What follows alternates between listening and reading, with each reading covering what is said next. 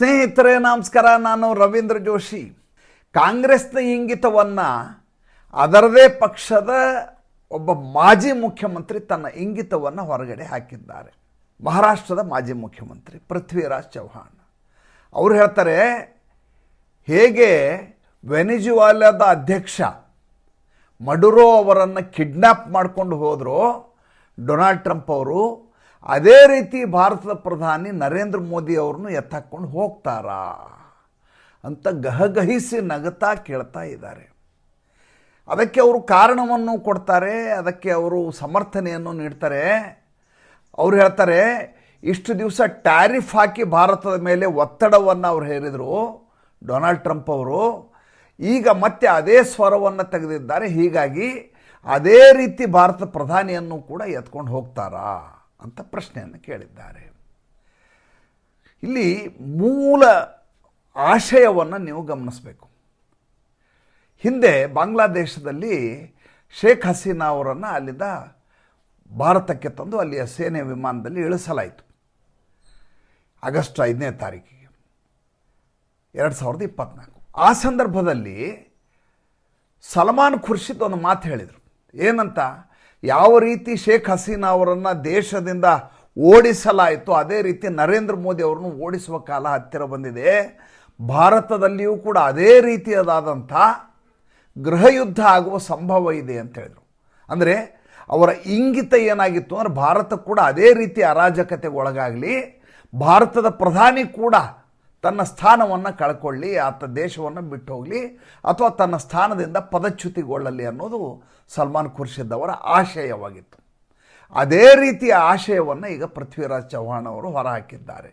ಇದು ಕೇವಲ ಅವರೊಬ್ಬರ ಇಂಗಿತವಲ್ಲ, ಕಾಂಗ್ರೆಸ್ಸಿನ ರಾಹುಲ್ ಗಾಂಧಿಯಿಂದ ಹಿಡಿದು ಅಲ್ಲಿ ಇರುವಂಥ ಕರಟಕ ದಮನಕಗಳಿಂದ ಹಿಡಿದು ಮಲ್ಲಿಕಾರ್ಜುನ ಮುತ್ಯಾನಿಂದ ಹಿಡಿದು ಎಲ್ಲರಿಗೂ ಇರುವಂಥ ಆಸೆ ಅದೊಂದೇ. ದೇಶ ಹಾಳಾದರೆ ಹಾಳಾಗಿ ಹೋಗ್ಬಿಡಲಿ. ನೋಡಿ, ಈಗ ಡೊನಾಲ್ಡ್ ಟ್ರಂಪ್ ಬಂದು ನರೇಂದ್ರ ಮೋದಿ ಅವರು ತಕ್ಕೊಂಡು ಹೋದ ಅಂತ ತಿಳ್ಕೊಳ್ಳಿ, ನಷ್ಟ ಯಾರಿಗೆ? ನಷ್ಟ ದೇಶಕ್ಕೆ. ದೇಶದ ಮೇಲೆ ಡೊನಾಲ್ಡ್ ಟ್ರಂಪ್ನ ಕಪಿಮುಷ್ಟಿ ಬರುತ್ತೆ. ಆತ ಹೇಳಿದ ಹಾಗೆ ದೇಶದ ಉಳಿದ ರಾಜಕಾರಣಿಗಳು ಕೇಳಬೇಕಾಗತ್ತೆ. ದೇಶದ ಸಂಪನ್ಮೂಲವನ್ನು ಆತ ಲೂಟಿ ಮಾಡ್ತಾರೆ. ಈ ದೇಶದಲ್ಲಿ ಆಡಳಿತ ವ್ಯವಸ್ಥೆ ಇರೋದಿಲ್ಲ.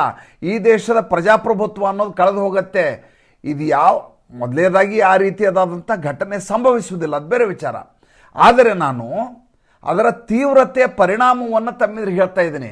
ಅಷ್ಟೆಲ್ಲ ಆದರೂ ಪರವಾಗಿಲ್ಲ, ನರೇಂದ್ರ ಮೋದಿ ಅವರು ಕೆಳಗಿಳಿಬೇಕು ಅನ್ನುವಂಥ ಇವರ ಮನಸ್ಥಿತಿ ಅದೆಯಲ್ಲ, ಯಾವ ಶೋಚನೀಯ ಸ್ಥಿತಿಗೆ ಇವರು ತಲುಪಿದ್ದಾರೆ. ಸುಮ್ಮನೆ ಆಲೋಚನೆ ಮಾಡಿ ನೋಡಿ. ಇದು ಈ ಕಡೆ ಆಯಿತು. ಈ ಕಡೆ ಕೊಲಂಬಿಯಾದ ಅಧ್ಯಕ್ಷ ಒಂದು ಹೇಳಿಕೆಯನ್ನು ಕೊಟ್ಟಿದ್ದಾರೆ, ಗಸ್ತಾವೋ ಪೆಟ್ರೋ ಅಂತ ಆತನ ಹೆಸರು. ಆತನಿಗೂ ಕೂಡ ಇವರು ಡೊನಾಲ್ಡ್ ಟ್ರಂಪ್ ಅವರು ಧಮಕಿ ಹಾಕಿದ್ದಾರೆ. ಏನಂತ ಧಮಕಿ ಹಾಕಿದ್ದಾರೆ, ನೀವು ಇದೇ ರೀತಿ ಡ್ರಗ್ ಟೆರರಿಸಮ್ ಅನ್ನು ಮಾಡಿದರೆ ನಿನ್ನನ್ನು ಎತ್ತಾಕೊಂಡು ಹೋಗ್ತೀವಿ ಅಂತ ಮೊನ್ನೆ ಯಾವಾಗ ಈ ಮದುರೋ ನನ್ನ ಕರ್ಕೊಂಡು ಹೋಗಲಾಯಿತು ಅದೇ ಸಂದರ್ಭದಲ್ಲಿ ಹೇಳಿಕೆಯನ್ನು ಕೊಟ್ಟರು. ಈ ಕೊಲಂಬಿಯಾ ಹೆಸರನ್ನು ಸೇರಿಸಿದ್ದಾರೆ ಅದರಲ್ಲಿ. ಗಸ್ತಾವೋ ಪೆಟ್ರೋ ಅದಕ್ಕೆ ಪ್ರತ್ಯುತ್ತರವನ್ನು ಕೊಟ್ಟಿದ್ದಾರೆ. ಈಗ ಅವ್ರು ಹೇಳ್ತಾರೆ, ನಾನು ಎಷ್ಟು ದಿವಸ ವೆಪನ್ಲೆಸ್ ಪ್ರೆಸಿಡೆಂಟ್ ಆಗಬೇಕು ಅಂತ ಆಶಿಸಿದ್ದೆ, ಆಯುಧವನ್ನೇ ನಾನು ಹಿಡಿತಿರಲಿಲ್ಲ, ನನಗೆ ಬೇಕಿಲ್ಲ ಇನ್ನು ಯುದ್ಧಗಳು, ಯಾವುದು ಬೇಡ ಅಂತ ನನ್ನ ಪಾಡಿಗೆ ನಾನು ನೆಮ್ಮದಿಯಾಗಿದ್ದೆ. ಯಾವಾಗ ನೀವು ಈ ರೀತಿ ಚಾಲೆಂಜ್ ಹಾಕ್ತಾ ಇದ್ದೀರಲ್ಲ, ತೊಡೆ ತಟ್ಟಿ ಹೇಳ್ತೀನಿ, ಬನ್ನಿ, ಬಂದು ನಾನು ಸಾಧ್ಯ ಆದರೆ ನೀವು ಎತ್ತಾಕೊಂಡು ಹೋಗಿ ನೋಡೇ ಬಿಡೋಣ. ನನ್ನನ್ನು ನೀವು ಮುಟ್ಟಿದರೆ, ಕೇವಲ ಸ್ಪರ್ಶಿಸಿದರೆ ನನ್ನ ದೇಶದ ಜನ ಗೆರಿಲ್ಲಾಗಳ ರೀತಿಯಲ್ಲಿ ಬಂದು ನಿಮ್ಮ ಮೇಲೆ ಆಕ್ರಮಣ ಮಾಡ್ತಾರೆ, ಹುಷಾರಾಗಿದೆ ಅಂತ ಹೇಳಿದ್ದಾರೆ. ಅಂದರೆ ಯಾವ ರೀತಿ ಕ್ರೋಧ ಉಂಟಾಗ್ತಾ ಇದೆ ಅನ್ನುವುದನ್ನು ಆಲೋಚನೆ ಮಾಡಿ. ಡೊನಾಲ್ಡ್ ಟ್ರಂಪ್ ತಾನು ಮಾಡ್ತಾ ಇರುವಂಥ ಅಹಂಕಾರದ ಒಂದೊಂದು ಕಾರ್ಯಗಳಿದಾವಲ್ಲ, ಅವು ಯಾವ ರೀತಿಯ ಪರಿಣಾಮ ಬೀರ್ತಾ ಇದ್ದಾವೆ ಅನ್ನೋದಕ್ಕೆ ಒಂದೊಂದಾಗಿ ಹೇಳ್ತಾ ಇದ್ದೇನೆ.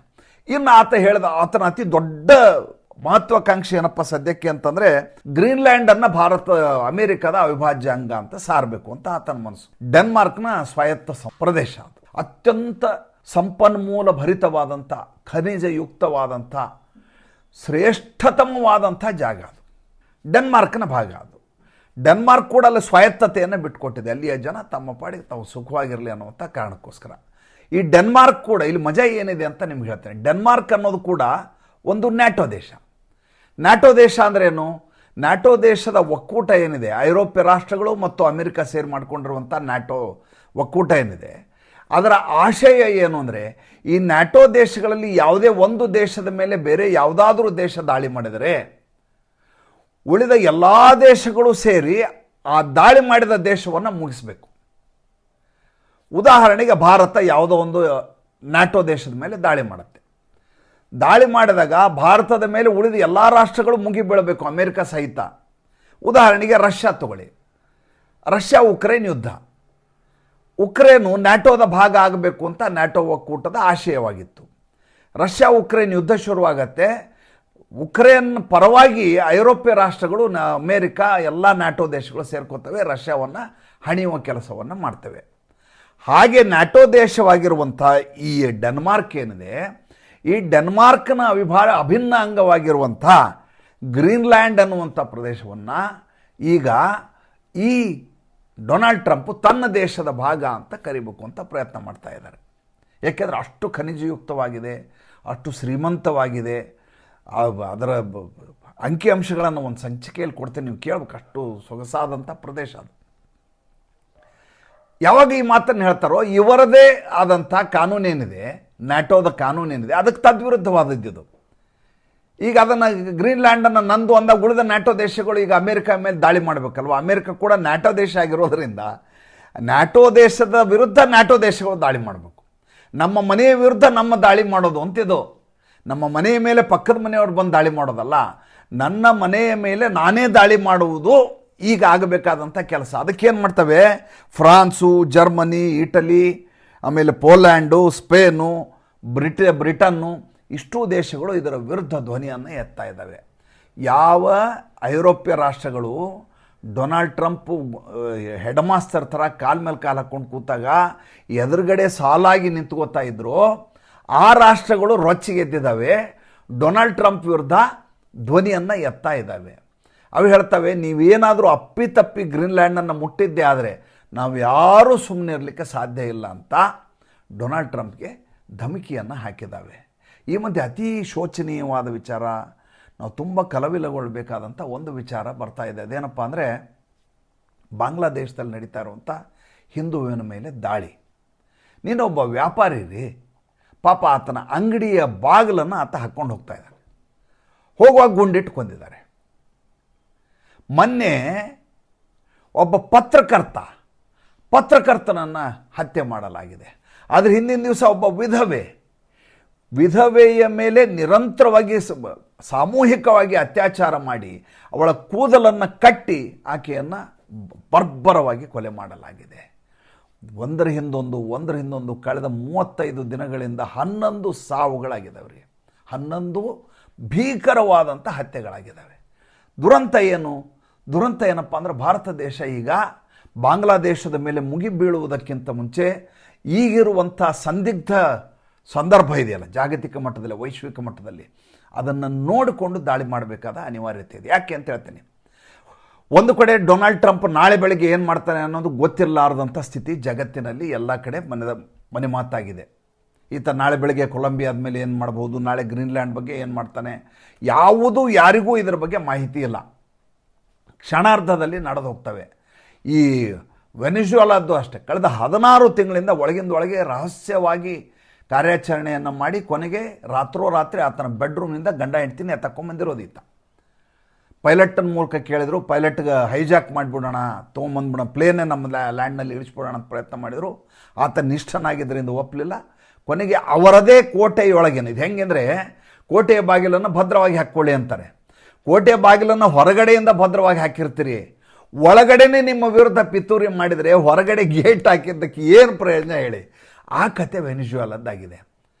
ಈಗ ನೋಡಿದರೆ ಕೊಲಂಬಿಯಾದ ಅಧ್ಯಕ್ಷ ಇದೆ ಗಸ್ತಾವೋ ಪೆಟ್ರೋ ಸೆಡ್ ಹೊಡೆದು ನಿಂತಿದ್ದಾರೆ. ಅಂದರೆ ಇದು ಇಷ್ಟಕ್ಕೆ ಮುಗಿಯುವ ಸ್ಥಿತಿಯಲ್ಲಿ ಇಲ್ಲ. ಫೆಬ್ರವರಿಯಲ್ಲಿ ಬಾಂಗ್ಲಾದೇಶದಲ್ಲಿ ಚುನಾವಣೆ ಇದೆ. ಇರುವಂಥ 2 ನಾಯಕರಲ್ಲಿ ಒಬ್ಬರು ಖಲೀದಾ ಜಿಯಾ ತೀರ್ಕೊಂಡ್ರು, ಶೇಖ್ ಹಸೀನಾ ಭಾರತದಲ್ಲಿದ್ದಾರೆ. ಇರುವಂಥ ಮೊಹಮ್ಮದ್ ಯೂನಸ್ಸು ಮುಂದಿನ ಚುನಾವಣೆಯಲ್ಲಿ ಗೆಲ್ಲುವ ಪ್ರಶ್ನೆಯೇ ಬರೋದಿಲ್ಲ. ಆತ ಸ್ಕೂಲ್ನಲ್ಲಿ ಕ್ಲಾಸ್ ಮಾನಿಟರ್ ಎಲೆಕ್ಷನ್ನೇ ಗೆದ್ದಿಲ್ಲ ರೀ ಅವನು. ಇನ್ನು ಈ ಬಾರಿ ಚುನಾವಣೆಯಲ್ಲಿ ಅವನ ಪಕ್ಷನೂ ಇಲ್ಲ, ಏನೂ ಇಲ್ಲ ಅವನಿಗೆ. ಅವನು ಹೊರಟೋಗೋದೇ ಗ್ಯಾರಂಟಿ. ಅದು ತಂದು ಕೂಡಿಸಿರೋ ಪ್ಯಾದೆ, ಅವನು ಅಮೇರಿಕೆ ತಂದು ಕೂಡಿಸಿರುವಂಥ ಒಬ್ಬ ಪ್ಯಾದೆ.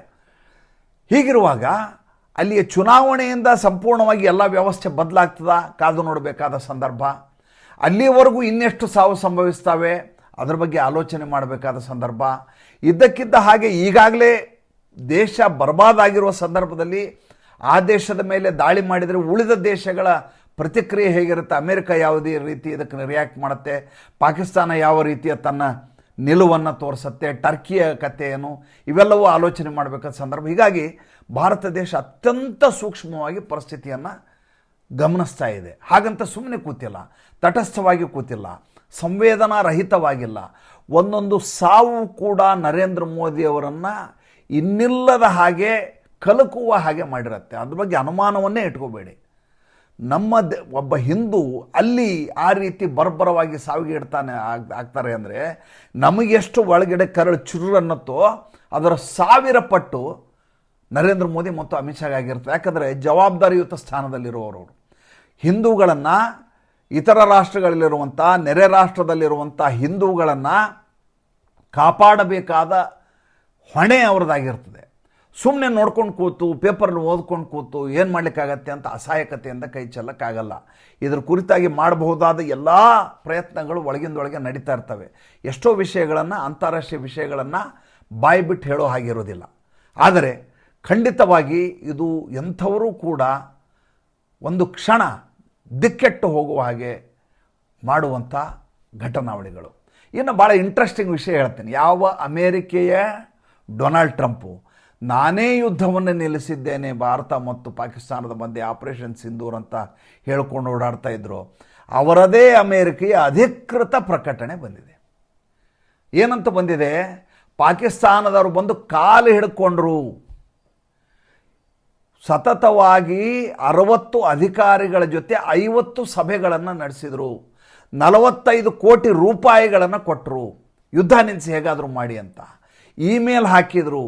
ಎಲ್ಲ ರೀತಿಯ ಯಾರ್ಯಾರು ಇನ್ಫ್ಲೂಯೆನ್ಸರ್ಗಳಿದ್ದಾರೆ ಎಲ್ಲರ ಮೂಲಕ ಸರ್ಕಾರದ ಮೇಲೆ ಒತ್ತಡವನ್ನು ಹಾಕಿದರು. ಹಾಕಿ ಹೇಗಾದರೂ ಮಾಡಿ ಭಾರತದಲ್ಲಿ ಯುದ್ಧವನ್ನು ನಿಲ್ಲಿಸಿ, ಭಾರತದಿಂದ ಪಾಕಿಸ್ತಾನದ ಮೇಲೆ ನಡೀತಾ ಇರುವಂಥ ಆಪರೇಷನ್ ಸಿಂಧೂರನ್ನು ನಿಲ್ಲಿಸಿ, ಇಲ್ಲದೆ ಹೋದರೆ ದೇಶ ಬರ್ಬಾದಾಗಿ ಹೋಗ್ಯತ್ತ, ಏನು ಉಳಿಯಲ್ಲ. ಒಂದೊಂದು ಕ್ಷಣ ಕೂಡ ನಮಗೆ ಭಾಳ ದೊಡ್ಡದಾದಂಥ ಸಮಸ್ಯೆ ಉಂಟಾಗ್ತಾ ಇದೆ. ಏನು ಮಾಡ್ತಿರೋ ಗೊತ್ತಿಲ್ಲ, ಯುದ್ಧವನ್ನು ನಿಲ್ಲಿಸಿ ಅಂತ ಹಠತೊಟ್ಟು ನಿರಂತರವಾಗಿ ಪ್ರಯತ್ನ ಮಾಡಿದರು ಅಂತ ಅಮೇರಿಕೆಯ ಅಧಿಕೃತ ಪ್ರಕಟಣೆ ತಿಳಿಸಿದೆ. ಇದನ್ನು ನಾವು ಯಾರಿಗೆ ಹೇಳಬೇಕು? ಇದನ್ನು ನಾವು ಹೇಳಬೇಕಾಗಿರೋದು ರಾಹುಲ್ ಗಾಂಧಿಗೆ. ಯಾವ ರಾಹುಲ್ ಗಾಂಧಿ ಭಾರತದ ವಿಮಾನಗಳೆಲ್ಲ ಉರುಳಿ ಬಿದ್ದಿದ್ದಾವೆ, ಎಷ್ಟು ಬಿದ್ದಿದ್ದಾವೆ ಲೆಕ್ಕ ಕೊಡಿ, ಪಾಕಿಸ್ತಾನದವ್ರು ಎಷ್ಟು ಹೊರಡ್ದು ಉಳಿಸಿರೋದು ಹೇಳಿ ಅಂತ ಪದೇ ಪದೇ ಪದೇ ಪದೇ ಪ್ರಶ್ನೆ ಕೇಳೋದಷ್ಟೇ ಅಲ್ಲ, ಸಂಸತ್ನಲ್ಲಿ ಚರ್ಚೆ ಮಾಡಿದರು. ಅಷ್ಟೇ ಅಲ್ಲ, ಜಾಗತಿಕ ಮಟ್ಟದಲ್ಲಿ, ವೈಶ್ವಿಕ ಮಟ್ಟದಲ್ಲಿ ಭಾರತದ ಇಮೇಜನ್ನು, ಅಸ್ಮಿತೆಯನ್ನು ಹಾಳು ಮಾಡೋ ಕೆಲಸ ಮಾಡಿದರು. ಈಗ ಅಮೇರಿಕೆನೇ ಹೇಳ್ತಾ ಇದೆ ಏನಂತ, 45 ಕೋಟಿ ರೂಪಾಯಿ ನಮ್ಮ ಅಧಿಕಾರಿಗಳು ತೊಗೊಂಡಿದ್ದಾರೆ, 50 ಸಭೆಗಳಾಗಿದ್ದಾವೆ, 60 ಜನರನ್ನು ಸಂಪರ್ಕ ಮಾಡಿದ್ದಾರೆ ಅಂತ. ಇಮೇಲ್ಗಳಿದ್ದಾವೆ, ಸಂದೇಶಗಳಿದ್ದಾವೆ, ಸಾಕ್ಷ್ಯಾಧಾರಗಳಿದ್ದಾವೆ. ಇದನ್ನು ಭಾರತ ಹೇಳ್ತಾ ಇಲ್ಲ, ಅಮೇರಿಕ ಹೇಳ್ತಾ ಇದೆ. ಆದರೆ ಕೇಳಿಸ್ಕೊಳ್ಳಿಕ್ಕೆ ರಾಹುಲ್ ಗಾಂಧಿನೇ ಇಲ್ವೇ? ವಿಯೆಟ್ನಾಂ ಹೋಗಿ ಕೂತ್ಕೊಂಡಿದ್ದಾರೆ. ಮತ್ತು ಮುಂದಿನ ಸಂಚಿಕೆಯಲ್ಲಿ ಹೊಸ ವಿಷಯದೊಂದಿಗೆ ಬರ್ತೀನಿ. ಸಂಚಿಕೆ ಹೇಗೆ ಅನ್ನಿಸ್ತು ದಯವಿಟ್ಟು ತಿಳಿಸಿ. ನಮಸ್ಕಾರ.